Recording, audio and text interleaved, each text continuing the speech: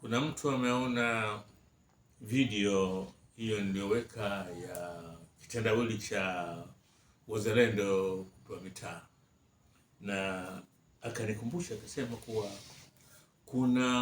kuna mitaa ilipewa wazalendo kabla, yani pale baada ya kupata uhuru ikawekwa na ikaishia pale, haikuendelea zaidi kutoana. Kwani hujazungumza hiyo? Akasema basi wacha nitazungumza. Nataka nianze na mtaa wa Mkwepu. Sidhani kama watu wanamjua huyu Mkwepu ni nani. Mimi mwenyewe sikupata kumjua Mkwepu ni nani, lile jina ni la nani.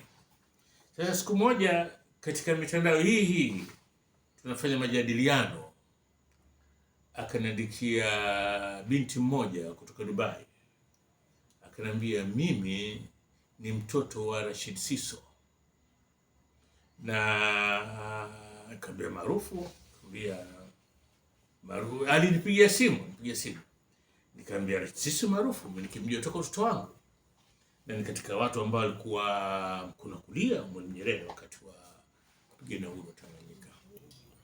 Akasema ule mtaa wa Mkwepu ni mtaa aliopewa baba yangu, lakini yeye akaniambia sijui kwa nini hawakuweka pale jina lake Rashid Siso, Mohamed Rashid Siso, na wakaweka la Mkwepu. Mkwepu ndio jina la mkoa la ukoo wetu.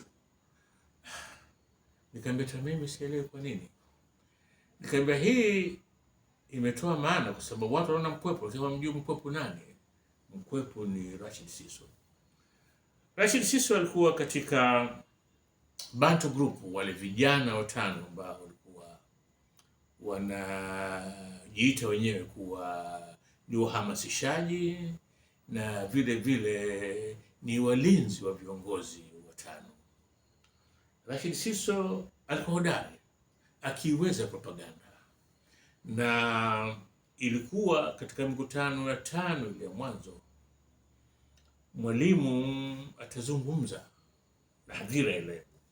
Mwalimu alikuwa hodari wa kuzungumza. Nyuma yake alikuwa anasimama Rashid Siso. Sasa Mwalimu atasema afu atanyamaza, na hadhira nzima ule watakuwa kimya.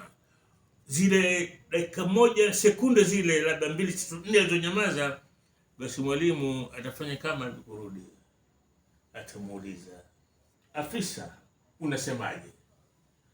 Hili jina la afisa ndio Mwalimu alimpa Rashid Siso.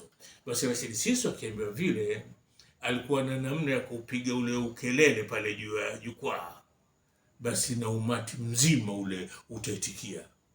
Akawa mtu hodari sana, na alikuwa Rashid Siso, manake kuna picha nayo hapa na mwisho Rashid Siso, Mwalimu anakwenda kumpokea Hastings Kamuzu Banda, katoka kupigana nani Tanganyika. Yuko ndani ile picha, yuko Rashid Siso, yuko Mwalimu Nyerere, yuko Aba Sykes, yuko na Kaluta Amri Abedi, wanampokea Kamuzu Hastings Kamuzu Banda wale kutoka Nyasalende. Alikuwa amekuja uwanja wa ndege wa Tanganyika, na unamwona pale Rashid Siso.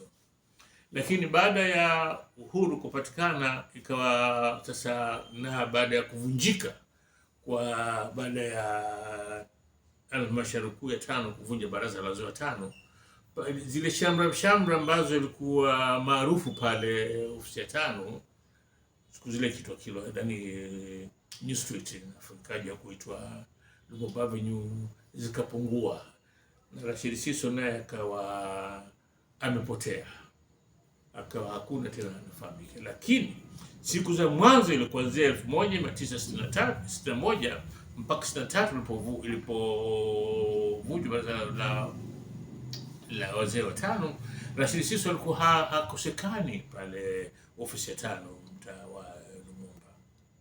Sasa hii ni moja nitakuzungumza kuwa ukipita pale ukiona Kaluta ujue ile ni Rashid Siso. Na Rashid Siso yeye ni katika watu wa mwanzo katika ile picha ya kumsindikiza Mwalimu Nyerere anakwenda yuko pale, ni wa kushoto mwanzo kabisa huko, na ameshika kikapu cha ukili.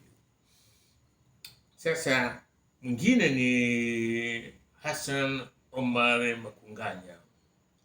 Hassan Omar Makunganya yeye alikuwa katika watu ambao alipambana na Wajerumani Kilwa huko, na Wajerumani walipomkamata walinyonga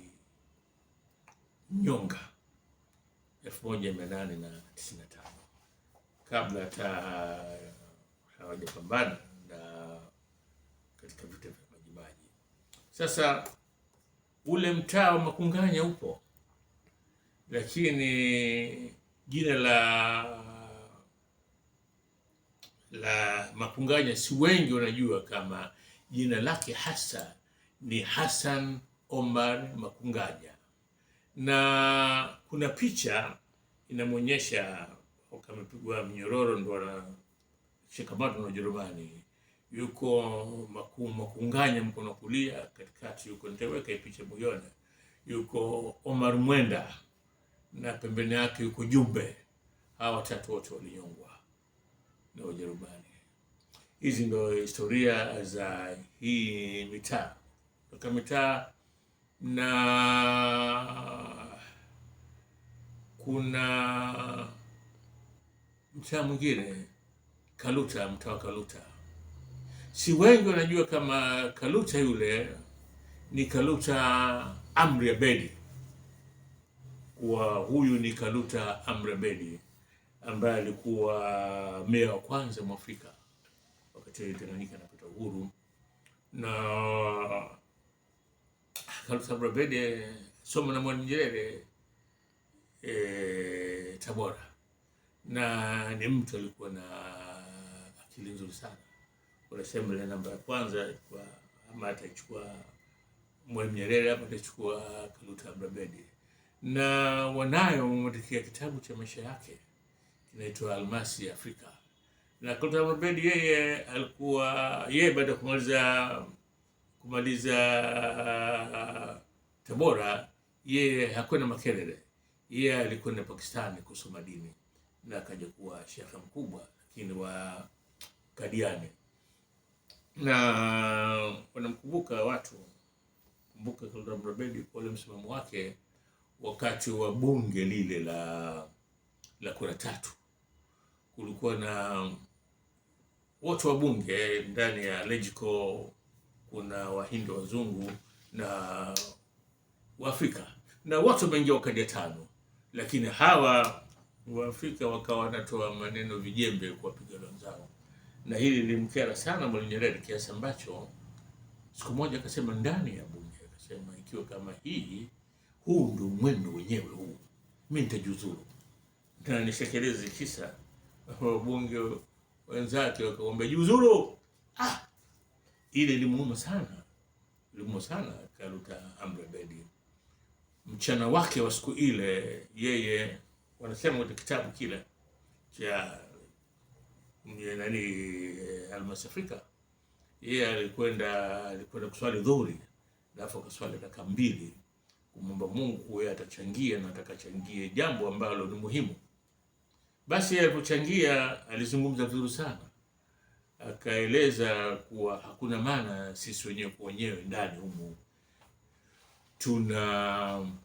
tunapigana vijembe kwa jambo ambalo sisi wenyewe tumelikubali. Hawa wenzetu wameingia katika bunge hili, ile Legislative Council, kwa kura za wana 5, na hakuna ambaye alikuwa hajui kura 3 balaa lake atakuleta, maana chama cha 5 kingesawajika chote kile, labda wangekuja na chama kingine na au 5 ingebakia na chama kingine, na tungedai uhuru tukiwa na vyama viwili, kitu ambacho wazee wetu kupenda na hasa mzee Mwapachu alisimamia sana, ilikuwa tuingie kulia uhuru wetu tukiwa na chama kimoja tu na rais wetu akiwa Mwalimu Julius Kambarage. Sasa nikaona leo kwa muktasari nitaje hawa ambao wazalendo walipewa majina yao, yalipewa mitaa, ingawa wengine hawajui hawa watu walikuwa watu gani, wala hawajui historia zao. Assalamu alaikum warahmatullahi wabarakatuh.